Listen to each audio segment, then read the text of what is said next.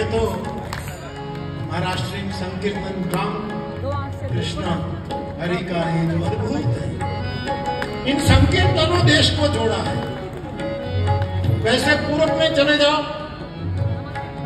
तो चैतन्य महाप्रभु दौरा देश को जोड़ा।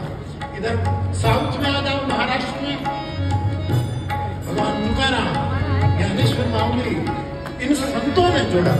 इधर हमारे गुजरात में पश्चिम में आ जाओ, नरसिंह मेहता ने जोड़ा। इधर राजस्थान चले जाओ, भाई मीरा ने जोड़ा। इधर आसाम में चले जाओ, माधवराव ने जोड़ा। यहाँ विनोबा जी सब कीर्तन करते हैं भाव से। कीर्तन की बड़ी महिमा है।